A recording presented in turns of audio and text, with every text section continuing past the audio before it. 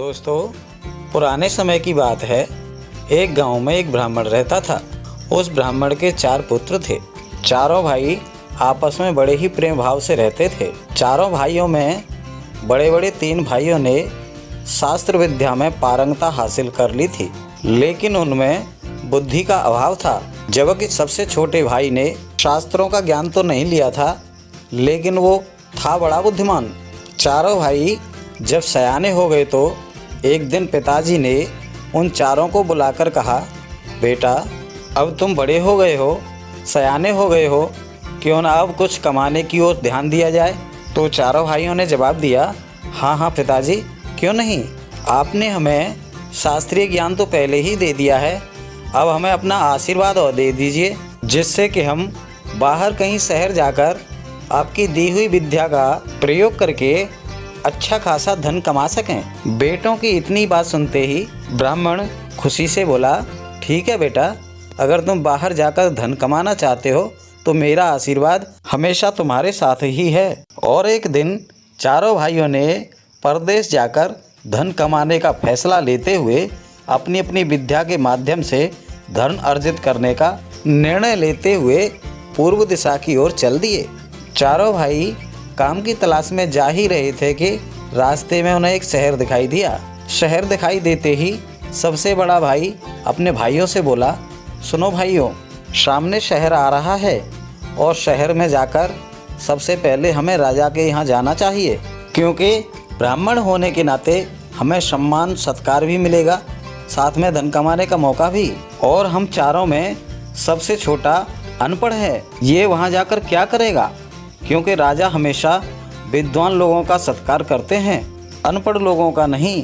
केवल बुद्धि से कुछ नहीं मिलता।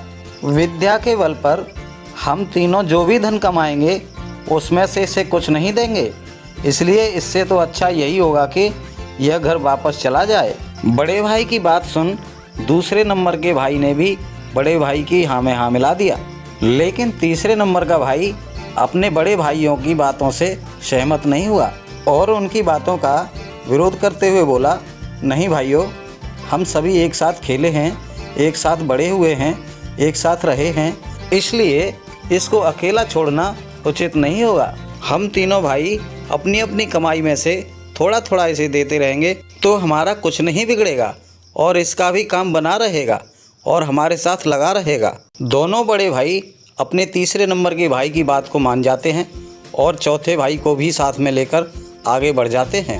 अगले शहर पहुंचने का रास्ता एक घने जंगल से गुजरता था, जिस पर चारों भाई जा ही रहे थे कि रास्ते में उन्हें एक हड्डियों का पंजर दिखाई दिया। बिखरे पड़े उस हड्डियों के कंकाल को देखकर तीनों भाइयों ने राजा के यहाँ जाने से पहले अपनी अपनी विद्या का परीक्षण करने का निश्चय किया और बड़े भाई के आदेशानुसार तीसरे नंबर के भाई ने उस बिखरे पड़े कंकाल को अपने विद्या से एकत्रित किया और उसे आपस में जोड़ दिया।